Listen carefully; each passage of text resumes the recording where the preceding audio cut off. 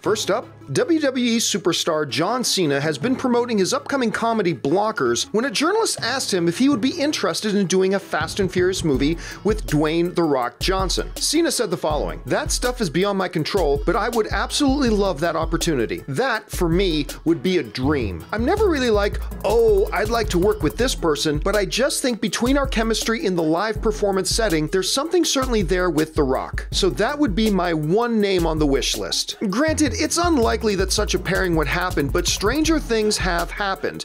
Blockers opens in theaters on April 6th. Next up, Luke Skywalker, aka Mark Hamill, was recently interviewed and asked about all the new Star Wars films and material that has been announced, from Solo to Episode 9 to Rian Johnson's films to the Game of Thrones creators' films, all the way to Jon Favreau's Star Wars TV series coming to the Disney streaming channel. Hamill seems to think Disney should slow down a little when he said the following, "I will say they should pace themselves because you don't want to oversaturate it. I said to Disney, really? 5 months after we come out comes Solo, a Star Wars story? Can't you at least wait until Christmas?" But they've got things booked. They're doing Marvel and their own movies, so that's beyond my purview. There is obviously a lot of Star Wars coming. We'll just have to see how Disney is planning on spacing them out. Next, back in 2011, Adam Sandler and Jennifer Aniston teamed up for the comedy Just Go With It.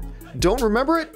That's okay, nobody else does either. Anyway, according to reports, the pair are planning to team up once again for their upcoming original Netflix film, Murder Mystery. From Deadline, Sanders portrays a New York City cop who's vacationing in Europe with his wife, played by Jennifer Aniston, when they become suspects in the murder of an elderly billionaire. The project is the 6th for Sandler for Netflix and Aniston's first. Workaholics co-creator Kyle Newacek is expected to direct, with The Rundown's James Vanderbilt writing the script. Wish I could be more excited for this than I am, but who knows? Next up, the two-time Oscar-nominated actor Richard Jenkins, who was most recently nominated for his role in The Shape of Water, will star alongside of Westworld star Evan Rachel Wood and Jane the Virgin's Gina Rodriguez in an upcoming untitled heist film from Annapurna and Plan B Entertainment. The story centers on a woman named Old Dolio, whose life is turned upside down when her parents, amateur con artists, invite an outsider to join their biggest heist yet. Wood will play Old Dolio, with Jenkins as one of the shady parents who are confronted by the mistakes of their poor parenting. Meanwhile, Rodriguez has been cast as the woman who learns of the family's secrets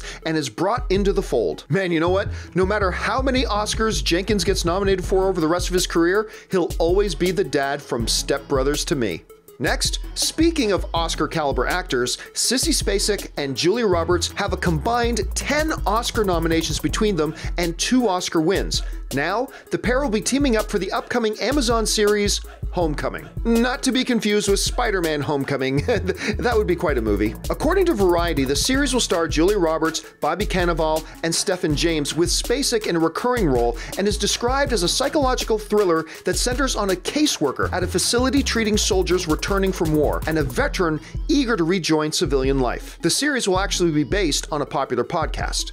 Next up, actress Amber Heard, who we recently saw in Justice League as Mera and will return to the same role in December's Aquaman, has just been cast in the upcoming film Gully. The Hollywood Reporter says that Heard will star alongside All the Money in the World and Lean on Pete star Charlie Plummer as the mother of his character, a traumatized teenager who is one of the organizers of a riot. The film will focus on Plummer and 2 other teenagers who have experienced childhood trauma and are plotting the riot in a dystopian version of Los Angeles. You know, regardless of things in her personal life, I enjoy Heard's work as an actress quite a bit, and I'm looking forward to seeing what she can do with a role like this one. Next, while we are all counting down the days to Avengers Infinity War, this is a good opportunity to remind all of us that Scarlett Johansson plays more than just Black Widow and has just signed on to star in the upcoming film Jojo Rabbit, to be directed by Thor Ragnarok helmer Taika Waititi. Slash Film describes the project as a World War II set film and a satirical dramedy about a young nationalistic German boy who creates an imaginary Adolf Hitler to befriend. But his world is turned upside down when he discovers that his mother, to be played by Johansson, is hiding a Jewish girl in their home. My mouth is literally watering thinking of what Taika Waititi can do with a scenario like this. Next, it is the end of an era, my friends. I hope you're all sitting down for this. but Sci-Fi has just announced that the next installment of the Sharknado franchise, Sharknado 6, will indeed be the final in the franchise. According to CNN, Sci-Fi has decided to conclude the franchise with the 6th film. The as-of-yet untitled Sharknado 6 will have a time travel theme, of course it will, and bring back stars Ian Ziering, Tara Reid, and Vivica A. Fox. But don't worry everybody, I'm sure they'll find some other ridiculous scenario to come up with to replace it.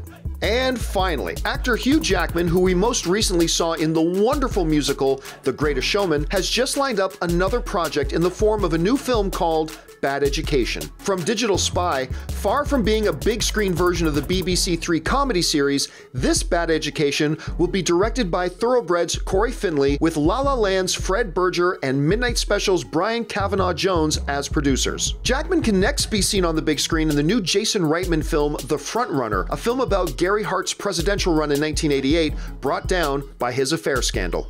And that'll do it for today's installment of the Movie News Feed.